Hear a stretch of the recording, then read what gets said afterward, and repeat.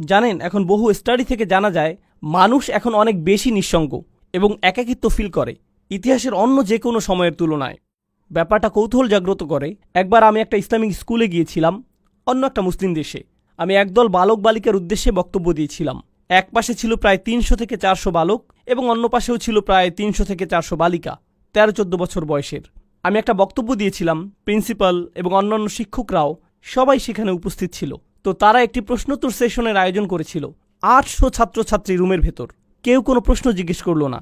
আমি তখন বললাম, তারা প্রশ্ন জিজ্ঞেস করছে না কারণ পুলিশ তাদের দিকে তাকিয়ে আছে, শিক্ষকেরা সেখানে, প্রিন্সিপাল সেখানে, ক্যামেরাম্যান সেখানে। তারা লজ্জা পেতে চায় না। তাই আমি কি করব? আমি সমাবেশের ভেতরে চলে যাব এবং এই বাচ্চাগুলোর সাথে কথা বলবো। কোনো ক্যামেরা থাকবে না, মাইক্রোফোন থাকবে না।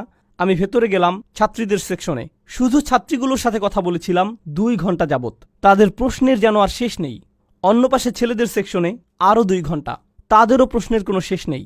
আর সবচেয়ে কমন প্রশ্নটি ছিল, সব সময় একাকিত্ব ফিল করলে কি করব? যদি নিজের সরব উপস্থিতি না থাকে তখন কি করব? যদি কেউ আমাকে না দেখে? মানুষের এমন গভীর এক আকাঙ্ক্ষা আছে মাজকুর হওয়ার, যে এক টিনেজার অন্যান্য বন্ধুদের অনলাইনে দেখে, তখন ভাবে, আমার তো একটা অ্যাকাউন্ট নেই, আমার তো এত এত ফলোয়ার নেই, মানুষ তো আমাকে দেখছে না, আমি তো মাজকুর নই, আমার আরেকটা ছবি তোলা উচিত, না ফিল্টার পরিবর্তন করি, না অন্য কিছু করা দরকার, ব্যাকগ্রাউন্ড পরিবর্তন করলে ভালো হবে, লাইটটা আর একটু ভালো হতে পারত। এরপর পোস্ট করে, কেউ একজন হার্ট ইমোজি দিল, কেউ একজন লাইক দিবে, আমি মাজকুর। যাক, আমার এখন উপস্থিতি আছে। আর যদি পোস্ট না করেন, যদি এক টুকরা পিজার ছবি পোস্ট না করেন, কোথায় দাঁড়িয়ে আছেন সে ছবি, কোথায় দাঁড়িয়ে আছেন সেই ছবি, কোন পার্কে আছেন, আবু জেহেলের কোন উইজডম বা কোনো কিছু একটা, যদি এটা পোস্ট না করেন, তখন হঠাৎ মনে হয় আমি যে জীবিত আছি এটাও তো কেউ জানে না। তখন হয়ে পড়েন গায়রে মাজকুর, অনুল্লেখযোগ্য। যতকাল যাবৎ মহাবিশ্বের অস্তিত্ব আছে তার অধিকাংশ সময় জুড়ে এবং যতকাল যাবৎ মানুষের অস্তিত্ব আছে আপনি ছিলেন গায়রে মাজকুর। আর এমন একটি সময় দ্রুতই ঘনিয়ে আসছে যখন আপনি আর আমি কবরে শায়িত হব, আর কিছু মানুষ আমাদের কথা মনে রাখবে এবং তারা আমাদের জন্য কাঁদবে। এরপর সময়ের পরিক্রমায় আমরা আবার গায়রে মাজকুর হয়ে যাব। আমরা বিখ্যাত মানুষদের কথা মনে রাখি, আমরা ইসলামের ইতিহাসের বিখ্যাত আলেমদের কথা স্মরণ করি। আমরা স্মরণ করি যেমন ইমাম শাফিঈর কথা রাহিমাহুল্লাহ বা ইমাম আবু হানিফার কথা রাহিমাহুল্লাহ। কিন্তু তাদের তো বড় পরিবার ছিল, কেউ তো তাদের পরিবারের কথা স্মরণে আনে না। তাদের অনেকেই আমাদের নিকট এখন অদৃশ্য। আমরা শাসকদের কথা মনে করি না, সেই সময়ের সম্পদশালীদের কথাও আমরা মনে করি না। আমরা ভালো চেহারার মানুষদের কথাও স্মরণে আনি না, আমরা জনপ্রিয়দের কথাও স্মরণে আনি না। বিখ্যাত মানুষদের কথা অথবা তাদের কর্মের কথা আমরা স্মরণে আনি না। তারা বিস্মরণের অতল গহ্বরে তলিয়ে গেছে, তারা আবার অপ্রাসঙ্গিক হয়ে পড়েছে। আর আল্লাহ আমাকে আপনাকে শিক্ষা দিচ্ছেন, তোমরা এই জিনিসের পেছনে ছুটে চলছ প্রাসঙ্গিক হতে, স্মরণযোগ্য হতে, আলোচিত হতে, ফলোয়ারদের সাথে যুক্ত হতে। এই জিনিসটাই ছিল তোমার সবচেয়ে কামনীয়, কিন্তু তোমাকে তো মূলত গায়রে মাজকুর হিসাবে সৃষ্টি করা হয়েছে। খুব শীঘ্রই তুমি আবারও গায়রে মাজকুর হয়ে পড়বে। তারা পুনরায় অপ্রাসঙ্গিক অবস্থায় প্রত্যাবর্তন করবে। চিত্রটা খুবই নিরাশাজনক। কেউ আমার কথা মনে করবে না, কেউ আমাকে জানবে না। প্রসঙ্গত এমনকি যেসব মানুষরা আল্লাহকে বিশ্বাস করে না তারাও স্মরণীয় হয়ে থাকার চাহিদা অনুভব করে। তাই দেখবেন বিলিয়ন বিলিয়ন ডলারের মালিকেরা, যারা কোনো কিছুতে বিশ্বাস করে না, তারা কোনো ধর্মে বিশ্বাস করে না, আর তারা মৃত্যুর সময়, খুবই বৃদ্ধ, মৃত্যুর সময় তারা নিজেদের সম্পদ কোনো হাসপাতালে দান করে যায় বা কোনো দাতব্য সংস্থায় দান করে দেয়, কিন্তু সাথে একটা শর্ত আরোপ করে, বিল্ডিংয়ের গায়ে যেন আমার নাম লেখা থাকে, বা আমার একটা মূর্তি তৈরি করবে আর বিল্ডিংয়ের প্রবেশপথে ওটা রেখে দিবে। কারণ যদিও আমার অস্তিত্ব না থাকে, আমার স্মৃতি যেন বেঁচে থাকে। আমাকে তবু মাজকুর হতে হবে যদিও আমার অস্তিত্ব না থাকে। এটি এমন কিছু যা তাদের হৃদয়ের গহীনে স্থাপন করে দেয়া হয়েছে। কিন্তু এই যে আকাঙ্ক্ষা, আল্লাহ একটি বাচ্চার ভেতরে এটি রেখেছেন, শিশুটির মনোযোগ পাওয়ার আকাঙ্ক্ষা, বা যে আকাঙ্ক্ষাটা আল্লাহ মানুষের ভেতরে রেখে দিয়েছেন, যা মাল্টি বিলিয়নিয়ার ডলারের সোশ্যাল মিডিয়া ইন্ডাস্ট্রির মূল চালিকা শক্তি। মানুষ যদি অন্যের মনোযোগ না চাইতো, সোশ্যাল মিডিয়ার জন্ম হতো না, এর অস্তিত্ব থাকতো না। এগুলো শয়তানি কোনো মেশিন না, এগুলো শুধু আমাদের আকাঙ্ক্ষাগুলো খেয়েই বেঁচে আছে। আমাদের এই আকাঙ্ক্ষাগুলো থাকার কারণেই এগুলো এদের মতো করে কাজ করতে পারছে। এগুলো আমাদের কার্যকলাপ খেয়েই টিকে আছে। ব্যাপারটা হলো, আল্লাহ কেন এই চাহিদাটা আমাদের ভেতরে রেখেছেন? এর উদ্দেশ্যটা কি? আমি কেন সর্বদা স্বীকৃতির অন্বেষণে থাকি? কেন এমন মনে হয়? কেন আমার ভেতরটা শূন্য মনে হয় যদি স্বীকৃতি না পাই? জানেন, আমি কিছু একটা ফিল করি। যদি মনে হয় আমার কোনো উল্লেখ নেই, কেমন যেন ফাঁকা ফাঁকা অনুভূত হয়। আর আল্লাহ নিজেই এই ব্যাপারটা বর্ণনা করেছেন পরের আয়াতগুলোতে। তিনি বলেন, ইন্না হাদাইনাহু সাবিলা ইম্মা শাকিরা ওয়া ইম্মা কাফুরা। আমি তাকে পথ দেখিয়েছি, একটা পথ। আল্লাহ প্রতিটি মানুষের ভেতরে প্রোগ্রাম করে দিয়েছেন যে তারা এই জীবনে একটি সফরে আছে, এখন এই সফরের একটি অংশ হল উপলব্ধি করেন বা না করেন আপনি সেই সফরে এমনিতে আছেন। ইন্নাকা কাদিহুন ইলা রব্বিকা কাদহান ফামুলাকিহি। প্রতিটি দিন অতিক্রান্ত হয়ে যাচ্ছে। জীবন একটি সফর। প্রতিটি মানুষ মৃত্যুর দিকে 1 পা 2 পা করে এগিয়ে যাচ্ছে। আমাদের প্রত্যেক দিন আগের দিনের চেয়ে মৃত্যুর আরেকটু নিকটে। সেই ভ্রমণ স্বয়ংক্রিয়ভাবে এগিয়ে চলছে। এখানে আমার আপনার কোনো নিয়ন্ত্রণ নেই। আল্লাহ ইতোমধ্যে এটা ঠিক করে দিয়েছেন। কিন্তু এছাড়াও রয়েছে আরেকটি সফর। আমার জীবনের সফর নয়, বরং আমার হৃদয়ের ভেতরের এবং আমার মস্তিষ্কের ভেতরের সফর। আল্লাহ চান আমরা যেন আল্লাহর দিকে প্রত্যাবর্তন করার একটা সফর করি। আমরা আল্লাহর কাছ থেকে এসেছি, আমরা আল্লাহর জন্য। আর আল্লাহ চান আমরা যেন ইচ্ছে করেই আল্লাহর পথের দিকে ফেরার একটা সংকল্প করি। আমাদের মাথায়, আমাদের অন্তরে, কিন্তু আমাদের মন অন্য কারো কাছ থেকে স্বীকৃতি পাওয়ার নেশায় বুঁদ হয়ে আছে। এটা অন্য মানুষদের কাছে গ্রহণযোগ্যতা পেতে চায়। কিন্তু আল্লাহ চান আমাদের হৃদয় এবং মস্তিষ্ক যেন সবার আগে আল্লাহর কাছে স্বীকৃতি খোঁজে। আমার রব কি আমার প্রতি খুশি? আমার রব কি আমার ভালো কাজটির দিকে তাকিয়ে খুশি হয়েছেন? আমার এই সেবা দেখে কি আমার রব খুশি হয়েছেন? আমি কি আমার জীবন এমনভাবে অতিবাহিত করেছি যে একদিন যখন এই ভ্রমণের সমাপ্তি হবে তখন তার সাথে আমার সাক্ষাতের সুযোগ হবে? তিনি বলেন, ইম্মা শাকিরান। আল্লাহ মানুষকে এই সফরে এগিয়ে যাওয়ার সামর্থ্য দিয়ে সৃষ্টি করেছেন। আপনি আমাদের প্রত্যেকের জন্য রয়েছে 2টি পছন্দের বিষয়। হয় আমরা কৃতজ্ঞ অথবা আমরা চরম অকৃতজ্ঞ। ইম্মা শাকিরান ওয়া ইম্মা কাফুরা। চলুন সাধারণ ভাষায় কৃতজ্ঞতার অর্থ বোঝার চেষ্টা করি কিছুটা। যদি আমি আমার ছেলেকে একটি বাইসাইকেল কিনে দেই আর সে বলল, থ্যাংক ইউ, ধন্যবাদ বাবা, আমি তাকে বাইসাইকেল কিনে দিলাম, কিন্তু সে জীবনেও এটাতে চড়েনি। সে বাড়ির এক পাশে এটি ফেলে রাখল, কাপড় দিয়ে মুড়িয়ে রাখল। এখন ওই থ্যাংক ইউর কোনো অর্থ নেই। কেন? কারণ সে যদি সাইকেলটি প্রতিদিন চালাতো, পরিষ্কার করত, প্রতিদিনের যত্ন নিত, তখন আমি বলতাম আমার ছেলে সাইকেলের জন্য কৃতজ্ঞ। কিন্তু সে যদি কখনো এটি ব্যবহার না করে ফেলে রাখে, সে যতই সাইকেলের জন্য ধন্যবাদ দিক না কেন, এটা কোনো ব্যাপার না। সাইকেলটা যে পড়ে থেকে ধুলাবালি সংগ্রহ করছে, তাই তার কথাগুলো ফাঁকা বুলি ছাড়া আর কিছুই না। এর নাম কৃতজ্ঞতা নয়। সহজে বোঝা গেল তো? যখন আল্লাহ আমাকে হেদায়েত দিয়েছেন, আল্লাহ আমাকে এই জীবনের একটি লক্ষ্য দিয়েছেন, আর আল্লাহ বলছেন তুমি কি এই হেদায়েতের জন্য কৃতজ্ঞ হবে? আমি কি সেই হেদায়েতের জন্য কৃতজ্ঞ হব নাকি হব না? তার মানে আল্লাহ আমাকে যা দিয়েছেন, যদি আমি তা ব্যবহার না করি, যদি আমি তা জীবন চলার পথে কাজে না লাগাই, তখন আমি যত খুশি আলহামদুলিল্লাহ বলতে পারি, এটা অর্থহীন। আমি তো উপহারটি ব্যবহার করছি না, আমি কোনোভাবেই এটি কাজে লাগাচ্ছি না। এটাই হলো ইম্মা শাকিরান ওয়া ইম্মা কাফুরা। অসাধারণ সুন্দর একটা ব্যাপার আছে, যেদিকে আমি আলোচনার মোড় ঘুরিয়ে নিতে চাই। জানেন, এই একই সূরাতে, সূরাতুল ইনসানে পরের দিকে একেবারে সমাপ্তিতে আল্লাহ বর্ণনা করছেন, না বরং শেষের অংশে আল্লাহ জান্নাতি মানুষদের বর্ণনা দিয়েছেন। আল্লাহুম্মা আদখিলনা ফি জান্নাতিক। দোয়া করছি আল্লাহ যেন আমাদের তার জান্নাতে প্রবেশ করান। আমরা যখন আল্লাহর জান্নাতে প্রবেশ করব, পরিশেষে এমন একটা সময় আসবে, আল্লাহ যার বর্ণনা দিয়েছেন এভাবে, তার প্রতি বিশ্বাসীদের পোশাক পরানো হবে বিশেষ ধরনের, হুল্লু আসাউইরা মিন ফিদ্দাহ, তাই না? তিনি বলছেন, আলিয়াহুম সিয়াবু সুন্দুসিন খুদরুম ওয়া ইস্তাবরাক ওয়া হুল্লু আসাউইরা মিন ফিদ্দাহ। তাদেরকে বিভিন্ন ধরনের সিল্কের তৈরি পোশাক পরানো হচ্ছে, হাতে বিশেষ ধরনের ব্রেসলেট পরানো হচ্ছে। মনে করতে পারেন রোলেক্স ঘড়ির মতো কিছু। বিশেষ ব্র্যান্ডের ঘড়ি পরানো হচ্ছে, হাতে ব্রেসলেট পরানো হচ্ছে, সুন্দর জামা পরানো হচ্ছে। কেন তাদের স্পেশাল পোশাক পরানো হচ্ছে? ভালো পোশাক পরেন কারণ বিশেষ কোনো অনুষ্ঠানে যোগ দিতে যাচ্ছেন, তাই না? আপনি উত্তম পোশাক পরেন যখন বিশেষ কারোর সাথে সাক্ষাৎ করতে যান। ঠিক একই আয়াতের পরের অংশে তিনি বলেন, ওয়াসাকাহুম রব্বুহুম শারাবান তাহুরা। আর তাদের রব আল্লাহ তাদেরকে পবিত্র ড্রিঙ্কস পান করতে দিবেন। আপনারা সরাসরি আল্লাহর সাথে সাক্ষাৎ করতে যাচ্ছেন। আপনাকে বিশেষ পোশাক পরানো হচ্ছে জান্নাতে, কারণ আপনি আল্লাহর সাথে সাক্ষাৎ করতে যাচ্ছেন। এখন জান্নাতে যখন আল্লাহর সাথে আপনার সেই সাক্ষাৎটি হবে, আল্লাহ আমাদের সবাইকে তার সাথে সেই সাক্ষাৎটি করার সৌভাগ্য দান করুন। যখন সেই সাক্ষাৎটি হবে, তিনি আমাদের একটা ড্রিঙ্কস দিচ্ছেন, সুস্বাদু পানীয় দিচ্ছেন। আর যখন পবিত্র পানীয় আমাদের দিচ্ছেন, তিনি তখন আমাদের সাথে কথা বলছেন, ইন্না হাযা কানা লাকুম জাযাউন ওয়া কানা সাঈকুম মাশকুরা। এটিই তোমাদের বেতন, এটিই তোমাদের পুরস্কার, আর তোমাদের কর্মপ্রচেষ্টা ছিল প্রশংসাযোগ্য। তোমাদের চেষ্টাগুলো স্বীকার করে নেওয়া হলো। অর্থাৎ মানুষকে সৃষ্টি করা হয়েছে উল্লেখের অযোগ্য করে।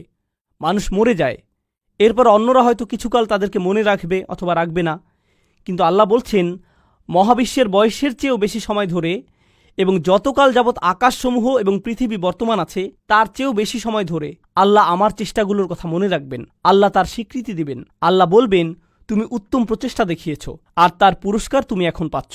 আল্লাহ আমার স্বীকৃতি দেবেন, আমি তখন মাজকুর হয়ে যাব আল্লাহর নিকট। আল্লাহ নিজে আমার উল্লেখ করবেন। আমরা যে আল্লাহর জিকির করি, এটি একটি দিক। আর এই আয়াতে আল্লাহ আপনার জিকির করছেন, তিনি আপনার কথা উল্লেখ করছেন, তিনি আপনার প্রচেষ্টাগুলোর কথা মনে করছেন, তিনি আপনার চেষ্টাগুলোর স্বীকৃতি দিচ্ছেন। তো এখন আমি আমার চাহিদা সম্পর্কে শিখলাম যে এটা বৈধতা চায়, আমার স্বীকৃতি পাওয়ার চাহিদা, আমার উল্লেখ পাওয়ার আকাঙ্ক্ষা। আল্লাহ যে পিপাসা আমার ভিতরে স্থাপন করে দিয়েছেন, আর কোনো মানুষ সে তৃষ্ণা কখনো মেটাতে পারবে না। যখন অন্য কারো মনোযোগ চাইবেন বা অন্য কারো স্বীকৃতি চাইবেন, আপনি সর্বদা হতাশ হবেন। এরপর উপলব্ধি করবেন, যদি আপনি সত্যি কৃতজ্ঞ হন, যদি প্রকৃত শুকরগুজারি হন, তখন আপনি শুধু আল্লাহর কাছ থেকে স্বীকৃতি খুঁজবেন, শুধুই তার কাছে। এটাই আপনার জন্য যথেষ্ট। আর যখন তা যথেষ্ট হবে, জান্নাতে আল্লাহ বলবেন, এই যে তোমার স্বীকৃতি। এটা সেই একই সূরা। প্রসঙ্গত, যখন আমরা অন্যদের জন্য মঙ্গলজনক কিছু করব, ইউতঈমুনা তাআম, তারা অন্যদের আহার করায়, আল্লাহ বলেন, ইন্নামা নুতঈমু লিওয়াজহিল্লাহি লা নুরিদু মিনকুম জাযাআন ওয়ালা শাকুরা। এমনকি যখন আপনি অন্যদের জন্য ভালো কিছু করেন, আপনি তাদের নিকট প্রশংসা খোঁজেন না, আপনি থ্যাংক ইউ খোঁজেন না, আপনি তাদের কাছে স্বীকৃতি খোঁজেন না। এই কথা আপনি নিজেকে মনে করিয়ে দেন এবং তাদেরকেও। আমি আপনাদের কাছে কিছুই চাই না, আমি শুধু আল্লাহর সামনে কিছু নিয়ে দাঁড়াতে চাই। আমি শুধু চাই আল্লাহ দেখুক আমি কি করেছি। আমি শুধু চাই আল্লাহ যেন আমার এই কাজে খুশি হন। এটাই আমার সমস্ত চাওয়া। আর এই শিক্ষাটি আল্লাহ আমাদেরকে এই সুন্দর সূরার একেবারে কেন্দ্রে প্রদান করেছেন, স্মরণীয় হওয়ার প্রশ্নের মাধ্যমে। আমাদের তাদের অন্তর্ভুক্ত হওয়া যারা আল্লাহর প্রতি কৃতজ্ঞ, আল্লাহর প্রতি কৃতজ্ঞতার জিন্দিগি যাপন করা। একদিন এমন বিষয়ে পরিগণিত হবে, আমাদের তাদের অন্তর্ভুক্ত হওয়া যারা আল্লাহর প্রতি কৃতজ্ঞ, আল্লাহর প্রতি কৃতজ্ঞতার জিন্দিগি যাপন করা একদিন এমন বিষয়ে পরিগণিত হবে যখন আল্লাহ আমাদেরকে স্বীকৃতি দেবেন। ঠিক এই ভ্রমণটি এখানে ঘটেছে। এই সূরার একেবারে শুরুতে আপনারা দেখবেন আল্লাহ উল্লেখ করছেন, আমরা আমাদের মায়ের গর্ভে ছিলাম। আর মায়ের পেটকে বলা হয় রাহাম, গর্ভকে বলা হয় রাহাম। আর সূরার সমাপ্তিতে আল্লাহ বলেন, ইউদখিলু মান ইয়াশাউ ফি রাহমাতিহি।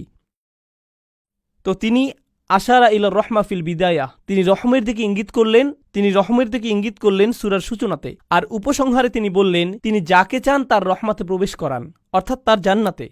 ঠিক যেভাবে আপনার প্রতিটি চাহিদা পূরণ করা হচ্ছিল আপনার মায়ের রাহমের ভিতরে, সেটা ছিল রাহমের প্রথম এপিসোড। আর রাহমের শেষ এপিসোড আমার আপনার জন্য অপেক্ষা করছে, আর তা হলো আল্লাহর রাহমা আসলে, আর তা হলো জান্নাতে প্রবেশ। আল্লাহ আমাদের সবাইকে তার জান্নাত প্রদান করুন। আপনাদের অনেকেই গ্র্যাজুয়েট হচ্ছেন বা গ্র্যাজুয়েট হয়ে গেছেন, পেছনে বহু স্মৃতি রেখে যাচ্ছেন, চমৎকার সব স্মৃতি, বন্ধুত্বের, শিক্ষার, অভিজ্ঞতার। এই ভার্সিটিতে, এই স্থানে, এই ধরনের স্থানগুলো একসময় নিজের কাছে নিজের বাড়ির মতো মনে হয়, আমার অবিচ্ছেদ্য অংশে পরিণত হয়। এরপর কয়েক বছর পার হওয়ার পরে আপনার তখন চাকরি থাকবে, বিয়ে করবেন, ব্যস্ত হয়ে পড়বেন, আরও কত কিছুতে। হঠাৎ একদিন সিদ্ধান্ত নিলেন নিজ ভার্সিটিতে বেড়াতে আসবেন, ঠিক শুধু অতীত স্মৃতিগুলো মনে করতে। আবার ভার্সিটিতে ঘুরতে এলেন, তখন লক্ষ্য করেছেন দেয়ালগুলো আগের মতোই আছে, রাইট? রেস্টুরেন্টটাও আগের মতোই, বন্ধুদের সাথে যে জায়গাগুলোতে আড্ডা দিতেন তাও আগের মতোই আছে, অজুর জায়গাটাও একটুও বদলায়নি। কিন্তু আশেপাশের সবগুলো মুখ অপরিচিত, কেউ আপনাকে চেনে না। সবকিছুই আগের মতো সুন্দর, কিন্তু আমার জন্য নয়, এখন এগুলো অন্যদের জন্য। আপনাকে সম্পূর্ণরূপে সরিয়ে ফেলা হয়েছে, আপনি আর এখানে মাজকুর নন। এমনকি এই ধারণা, যা আর কখনো ফিরে পাই না। শিক্ষকের হয়তো আপনার কথা স্মরণে আনতে বহু কষ্ট হয়, তাকিয়ে বলে, তুমি আমার ক্লাসে ছিলে, রাইট? আমি ভেবেছিলাম আমি আপনার সেরা ছাত্র। না, আমার এরকম বহু সেরা ছাত্র আছে, তুমি অতটা সেরা নও। আপনার নাম এভাবে মানুষ ভুলে যাবে। তাই আমাকে আপনাকে একটা সিদ্ধান্ত নিতে হবে। ভার্সিটি ছেড়ে যাওয়ার এই ক্ষণে, গ্র্যাজুয়েট হওয়ার এই মুহূর্তে তোমরা হয়তো চাকরি নিয়ে ভাবছ, একটি ক্যারিয়ার নিয়ে ভাবছ, তোমার জীবনের পরবর্তী চ্যাপ্টার নিয়ে ভাবছ। জীবনের এরকম প্রতিটি চ্যাপ্টারের একটা টাইটেল থাকতে হবে। আল্লাহ কিভাবে আমার জীবনের এই চ্যাপ্টারের কথা মনে রাখবেন? তিনি কিভাবে মনে রাখবেন? আমি জানি যখন একটা চাকরি পেতে যাচ্ছেন তখন আমার মা কি বলবে, আমার বাবা কি বলবে, মানুষ কি বলবে, কত টাকা বেতন পাবো, অ্যাপার্টমেন্ট কোথায় পাবো, আমি কি অমুক জিনিসটি পাচ্ছি, তমুক জিনিসটি পাচ্ছি। আপনার মাথায় সমস্ত প্রশ্ন এসে জড়ো হয়, প্রেস্টিজ নিয়ে, স্বীকৃতি নিয়ে এবং সমাজে মাজকুর হওয়া নিয়ে। প্রথমে সবকিছুর উপর যদি এই প্রশ্নটি রাখতে পারেন, আল্লাহ কিভাবে এর কথা মনে রাখবেন? আমি কোন ধরনের প্রভাব পেছনে রেখে যাচ্ছি? আমি কি এমন কিছু রেখে যাচ্ছি যার কারণে আল্লাহ আমার কথা মনে রাখবেন?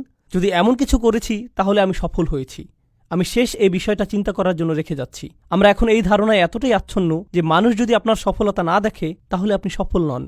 মানুষের চোখে আপনার সফলতা দৃশ্যমান না হলে আপনি সফল নন, তাই তো? এখন কেউ একজন এসে আমাকে বলতে পারে, এই ভাই, আপনি তো দারুণ সফল, কিভাবে এত সফল হলেন?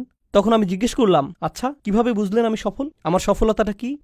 আপনার যে বিশাল সংখ্যক ফলোয়ার আছে, লক্ষ লক্ষ মানুষ আপনার ভিডিও দেখে, এই জন্য আপনি সফল। তখন আমি বলি সুবহানাল্লাহ, আমরা কোরআন থেকে কত দূরে সরে এসেছি, আমাদের চিন্তাভাবনা কোরআন থেকে কত দূরে। জানেন তো নূহ আলাইহিস সালামের প্রায় কোনো ফলোয়ারই ছিল না, তার অত অনুসারী ছিল না, আর বিশাল এক সময় ধরে তার কোনো অনুসারীই ছিল না। বস্তুত আপনি যদি নূহ আলাইহিস সালাম সম্পর্কে জিজ্ঞেস করেন, তার নিজের অঞ্চলে মানুষ তাকে নিয়ে উপহাস করত, ওহ ওই বৃদ্ধ মানুষটা, সে তো একটা পাগল। এই ধরনের কটু কথা তিনি শত শত বছর ধরে শুনে আসছিলেন। আর একমাত্র যিনি তার সেই যন্ত্রণাগুলোর কথা মনে রেখেছেন, কোনো ঐতিহাসিক সেই সংগ্রামের কথা লিখে রাখেননি, যার কোনো নথিপত্র বর্তমান নেই। ভাবছেন কিছু মানুষ নূহ আলাইহিস সালামের জীবনী লিখে রেখেছিল যেন মানুষ তার কথা মনে রাখতে পারে? না না না, আল্লাহ এটা রেকর্ড রেখেছেন, আর আল্লাহ তাকে মাযকুর বানিয়েছেন। ইব্রাহিম আলাইহিস সালাম মক্কার মরুভূমিতে একা একা দোয়া করছিলেন, ও আল্লাহ, এই ঘরটিকে একটা শান্তিপূর্ণ স্থানে পরিণত করুন এবং মানুষের অন্তরে ভালোবাসা তৈরি করে দিন এই ঘরের প্রতি। ফাজআল আফইদাতাম মিনান নাসি তাহওয়ি ইলাইহিম। তখন কোনো ভিডিও ক্যামেরা ছিল না, কোনো লাইভ স্ট্রিমিং ছিল না, এরকম কিছু ঘটেনি, কেউ সেখানে ছিল না, শুধু একজন মানুষ মরুভূমিতে, শুধু তিনি আর তার রব কথা বলছিলেন। তিনি কোনো রাজা ছিলেন না, তিনি সম্পদশালী কোনো ব্যক্তি ছিলেন না, তার কোনো লিপিকার ছিল না যে আগামী দিনের জন্য এই ইতিহাসগুলো লিখে রাখবে। জানেন, মিশরীয় প্রাচীন প্রাসাদগুলোতে রাজাদের ঐতিহাসিক চিত্র, তাদের ফরমানসমূহ এবং দেয়ালগুলোতে প্রচুর লিখনি পাওয়া গিয়েছে। আমরা কিন্তু ওই লেখকদের নামও জানি না, আমরা শুধু জানি তারা কিছু মানুষকে অর্থ করে দিয়েছিল ওই দেয়াল লিখনের জন্য। কেউ তো ইব্রাহিম আলাইহিস সালামের জন্য কিছু লিখে রাখেনি। তবুও আজকের দিনেও আমরা ইব্রাহিম আলাইহিস সালামের জিকির করছি। প্রতি বছর হজের সময় আমরা তার কর্মবহুল ও বর্ণাঢ্য জীবনের কথা স্মরণ করছি, আর আমরা আমাদের সমগ্র দিনকে বলি মিল্লাতা আবিকুম ইব্রাহিম। আমি কি বোঝাতে চাচ্ছি? মানুষকে গায়রে মাজকুর হিসাবে সৃষ্টি করা হয়েছে। ইতিহাসের অধিকাংশ সময় জুড়ে আমাদেরকে অস্মরণীয় করে রাখা হয়েছে। হ্যাঁ, আমরা অতিশয় সামান্য কিছু সময় এই দুনিয়াতে বেঁচে থাকি, সেই সময়ের পরে আমরা গায়রে মাজকুর হয়ে পড়তে পারি। আপনি হয়তো এই বিশ্ববিদ্যালয়ে গায়রে মাজকুর হয়ে পড়তে পারেন পরের বছরই। তো এটাই আমার আপনার জীবনের বাস্তবতা। আপনি যদিও কারো প্রচুর উপকার করেন, বছরখানেক পরেই সে ভুলে যেতে পারে তুমি আমার জন্য কি করেছ। শুধুমাত্র একজনের কাছে আপনি চিরকালের জন্য মাজকুর থাকবেন, আর তিনি হলেন আল্লাহ আজ্জা ওয়া জাল্লা। তাই আল্লাহ তাআলা বলছেন, আল ইয়াওমা নানসাকুম কামা নাসিতুম লিকা ইয়াউমিকুম হাযা। কিছু মানুষকে সেদিন তিনি বলবেন, আজ আমি তোমাদেরকে ভুলে যাব, আজ আমি তোমাদেরকে ভুলে যাব, যেমন করে তোমরা এই দিনের সাক্ষাৎকে ভুলে গিয়েছিলে। এখন পছন্দ আমাদের, আমরা কি তাদের অন্তর্ভুক্ত হতে চাই আল্লাহ যাদেরকে ভুলে যাবেন কিন্তু মানুষ মনে রাখবে, নাকি আমরা তাদের অন্তর্ভুক্ত হতে চাই আল্লাহ যাদের কথা মনে রাখবেন আর মানুষ তাদের মনে রাখুক বা না রাখুক তাতে কিছু যায় আসে না।